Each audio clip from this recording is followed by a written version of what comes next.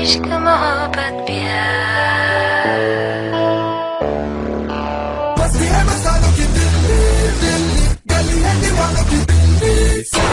Delhi, the capital of India, the second most fastest growing economic city in entire Asia, has lost its shine in the last 10-12 years. Delhi Dilwalo ki. Delhi is the heart of India. The biggest and the busiest trade hub of entire North India is right now under a lot of traffic jam, congestion and bad road infrastructure. Delhi is the greenest city in entire Asia because it has more than 20% green area, and it is also called the river city because it is located at the banks of Yamuna. But unfortunately, it is the world's most polluted city right now, which has an AQI level of more than 500. India's GDP is growing by 7 to 8% per annum, and Delhi contributes more than 50% of the India's GDP. And because of that, HNIs and high net worth individuals have invested more than 50,000 crores in the suburbs of Delhi, which have been non-performing for the past few decades. But after Delhi election result, and we all know that कि अब BJP अपनी government form करेगी, that too after 33 years. But in the past 1 week, we have seen a significant amount of interest from investors in the suburb area of Delhi. अचानक ही जो pricing जो land की थी 2 करोड़ पर एकड़ की, आज वो 4 करोड़ 4.5 करोड़ रुपए पर एकड़ पे ट्रेड करना शुरू हो गई. Has Delhi started seeing the revival of real estate? Will BJP be able to implement the new master plan of 2041? Will BJP be able to get the pooling policy which has been pending for the last few decades? Hello everyone, my name is Saurabh Chadda. Let me answer all these questions in this video. So there were basically two reasons that why Delhi was ignored or was overshadowed. बहुत time से, बहुत समय से Delhi के real estate के prices भी बहुत stagnant चल रहे थे. So the first reason was obviously the government policy. एक तरफ थी स्टेट गवर्नमेंट आम आदमी पार्टी और एक तरफ है सेंट्रल गवर्नमेंट बीजेपी. तो everybody knows that there was a conflict of interest. So because of that कि बड़ी सारी जो policies जो आप चाहती थी लाना वो बीजेपी को मंजूर नहीं था, and there was a conflict of interest, and that's why we have seen that कि दिल्ली जैसी एक कैपिटल सिटी के अंदर बहुत ही कम डेवलपमेंट देखने को मिली. Second reason was the DDA development, which was being done from the past 50 years now. जो development थी वो बिल्कुल भी ऐप नहीं थी, जहाँ पे दिन पर दिन over the past few decades we have seen that the population and जो migrants हैं वो दिन पर दिन बढ़ते जा रहे थे दिल्ली में. बट DDA ने पिछले 50 साल में तकरीबन 4.5 लाख घर ही बनाए हैं, जबकि जो रिक्वायरमेंट थी that was more than say 16 to 20 lakh housing was required. But obviously the infrastructure which DDA was making was not apt first of all, और जो क्वांटिटी भी थी वो बिल्कुल भी फुलफिल नहीं हो पा रही थी as per the migrants. So these were the two reasons where we think that ki the entire Delhi real estate market was suffering, and now as BJP has come, we can see a lot of changes, and that's what I'm going to discuss, because now the master plan 2041 can be a game changer for entire Delhi real estate market and for entire Delhi infrastructure development as well. जो नया master plan बन रहा है 2041, sir कृपया उसके अंदर में GDA policy जो आने वाली है और हमें सुनने में आ रहा है कि आएगी, उसको लागू किया जाए और उसके साथ में लैंड पूलिंग पॉलिसी को लागू किया जाए. So before I make you understand the master plan, it is important that कि master plan एक visionary document होता है. It is proposed. अभी तक इसको implement नहीं किया गया है पार्लियामेंट के अंदर. So आप कोई भी information चाहे वो मेरी वीडियो में देखें चाहे कहीं और देखें, तो it is proposed, it is not implemented first of all. Secondly, इस मास्टर प्लान के अंदर बोला गया है कि Delhi will become the cosmopolitan city of the world. Well, अब cosmopolitan city of the world क्या होता है? अगर आप देखें तो जो दिल्ली है that is spread across somewhere around 1486 square kilometer. So जो दिल्ली का जो रेडियस है, so basically Delhi cannot be expanded further than 1486 square kilometer because it is surrounded by UP and Haryana. Those like cities like Noida, Gurgaon, Ghaziabad, Faridabad से घिरा पड़ा है.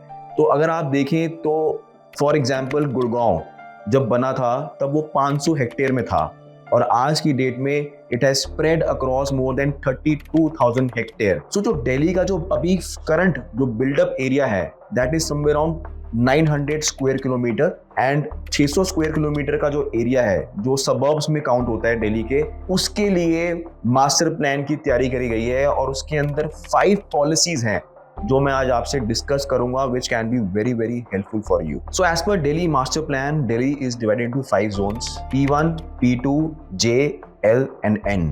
सो अब मैंने इसकी पूरा जो डॉक्यूमेंट है मास्टर प्लान का 487 पेजेस का मैंने ऑलरेडी मेंशन कर दिया है डिस्क्रिप्शन बॉक्स में। You can go back after the video, you can watch that and you can read that also. So moving forward, तो first policy is land pooling policy. Well, बड़े सारे लोगों को confusion हो जाती है कि that what is land pooling policy. So I will just give you a brief about it कि जहाँ कोई भी ऐसी डेवलपमेंट होती है, कोई भी ऐसी लैंड है जहाँ पे आपको बेसिक सिविक एम्यूनिटीज मिल जाती है, इंफ्रास्ट्रक्चर मिल जाता है, जैसे कि स्कूल्स हो गए, कॉलेजेस हो गए, आपके हॉस्पिटल्स हो गए, and some part of the land is also kept for residential development. आप ये बोल सकते हैं कि it is high density residential area development.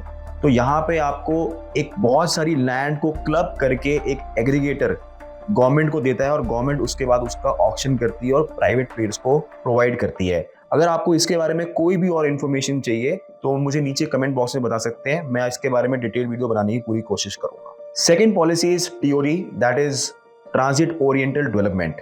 Well, काफी टाइम से आप सुन रहे होंगे कि दिल्ली के अंदर RRTS आने वाली है, जैसे कि उसको बोला जाता है रैपिड रेल ट्रांजिट सिस्टम। अब ये जो सिस्टम है इसका मास्टर प्लान में बिल्कुल लिखा गया है और ये प्रपोज्ड है कि जैसे ही मास्टर प्लान पास हो जाएगा तो RRTS आपको देखने को मिलेगी। सो ये बहुत ही आइकॉनिक इंफ्रास्ट्रक्चर बन के आने वाला है। जैसे कि आज आप जो देखते हैं, जो आपको टाइम लगता है एक नॉर्मल मेट्रो में ट्रैवल करने का, तो जिस दिन रैपिड रेल आ जाएगी तो वो टाइम भी बहुत कम हो जाएगा। So this policy can again be a game changer when it comes to the infrastructure of Delhi.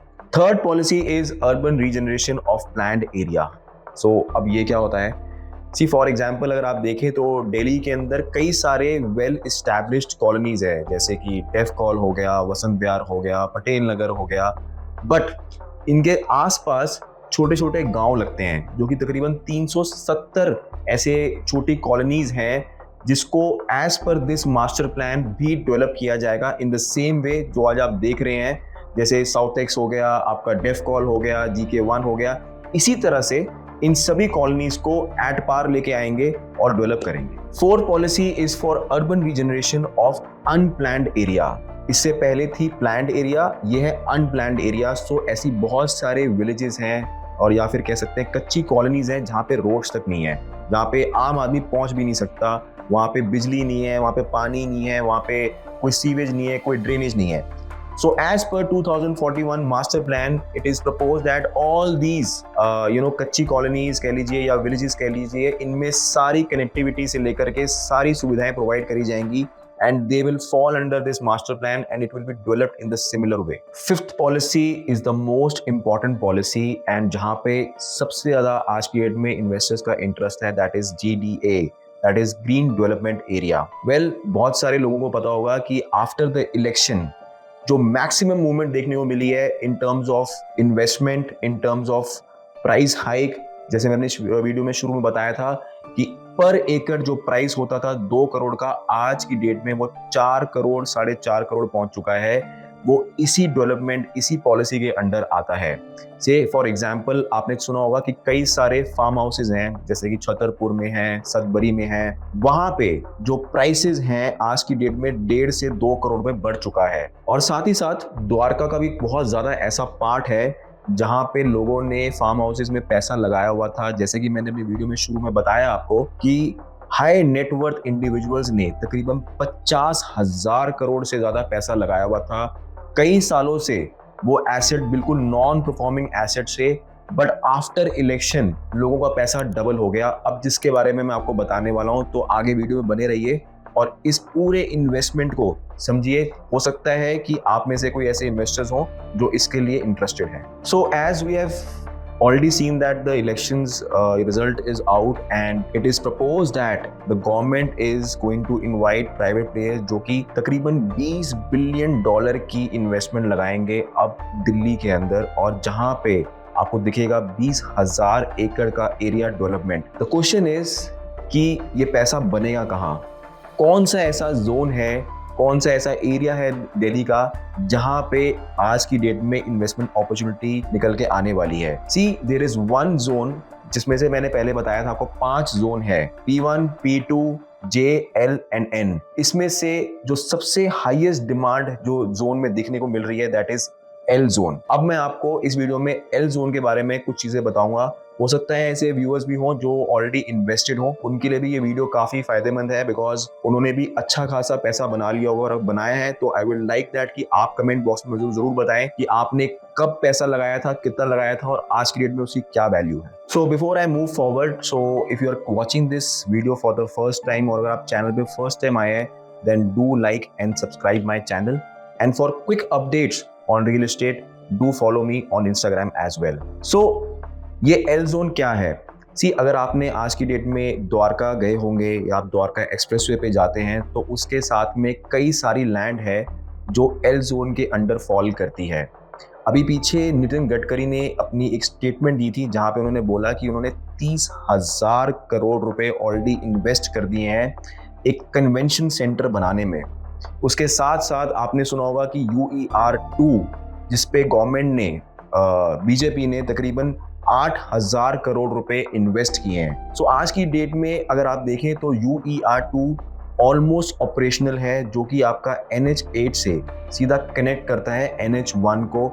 उसके आसपास की जितनी भी एग्रीकल्चरल लैंड है जो कि कहते हैं कि GDA, जो कि मैंने आपको बताया था it's one of the policy green development area, वो वहाँ पे आपको देखने को मिलेगी। और आज की डेट में जो प्राइसिंग है वहाँ पे दैट इज समवेयर अराउंड से पर एकड़ आपको 4 करोड़ से स्टार्ट होते होते 7 करोड़ 7.5 करोड़ तक की जमीन मिल जाती है डिपेंडिंग अपॉन द लोकेशन। सो अगर आप कनेक्टिविटी देखें तो UER2 ऑलरेडी ऑपरेशनल है, साथ ही साथ दिल्ली मुंबई एक्सप्रेसवे कॉरिडोर भी बन चुका है। द्वारका एक्सप्रेसवे अपने में एक बहुत बड़ी आइकॉनिक इंफ्रास्ट्रक्चर रोड में देखने को मिला हमारे को। सो कनेक्टिविटी बहुत ही अच्छी बन चुकी है। दूसरा अगर देखें तो UER2 के आसपास जो भी लैंड है that is divided into 42 sectors जहां पे आपको ये GDA की लैंड देखने को मिलती है। सी अगर आपको इसके बारे में कोई भी और इन्फॉर्मेशन चाहिए या आप समझना चाहते हैं तो then you will have to WhatsApp me #Delhi। So me and my team will get in touch with you because देखिए अगर आप जब भी कोई लैंड के अंदर इन्वेस्ट करते हैं तो उसके अंदर टाइम होराइजन, उसमें आपकी प्रेफरेंस ऑफ लोकेशन और साथ ही साथ कि आप कितना पैसा लगाना चाहते हैं, तो इसके लिए हमें आपको कंसल्ट करना पड़ेगा। It is not like that कि कोई प्रोजेक्ट आया और मैं आपको बोल रहा हूँ कि ये खरीद लीजिए। It is all about consultation. So अगर आपको इसके बारे में कोई भी और इन्फॉर्मेशन चाहिए then WhatsApp me #Delhi। But there is a word of caution. मैं चाहता हूं कि मैं अपनी जनता को पहले ही कॉशन कर दूं कि अगर आप कोई क्विक फंड स्कीम में ना फंस जाएं, कोई आपको ब्रोकर बोले कि जी यहाँ पे इतनी मल्टी स्टोरी बिल्डिंग आने वाली है, ऐसा कुछ भी नहीं है। अभी it is all about the land game. अगर आप लैंड में इंटरेस्टेड हैं इन्वेस्ट करने में then only go for it because you have to check the papers, there is documentation also. आप जब भी कोई रजिस्ट्री कराने जाते हैं उससे पहले गवर्नमेंट की तरफ से आपको NOC प्रोवाइड होता है। इसमें गवर्नमेंट की पूरी निगरानी है कि आज आप कौन इन्वेस्ट कर रहा है, कितनी आप इन्वेस्टमेंट कर रहे हैं। सो इसके लिए be very cautious before investing in any land deal in any of these areas. So I hope कि आपको ये कंटेंट अच्छा लगा हो। अगर अच्छा लगा है then do like and subscribe my channel. और अगर आप चाहते हैं कि मैं किसी कोई पर्टिकुलर टॉपिक पे वीडियो बनाऊं then do comment me in the comment box. और अगर आपकी कोई भी क्वेरी है रियल एस्टेट को लेकर के, आप कोई चीज़ खरीदना चाहते हैं या बेचना चाहते हैं देन मेरे नीचे क्वेरी फॉर्म दिया हुआ है, आप उसको फिल कर सकते हैं। मी and my team will definitely get in touch with you. तब तक के लिए मैं मिलता हूँ अपनी नेक्स्ट वीडियो में। Keep investing but safely.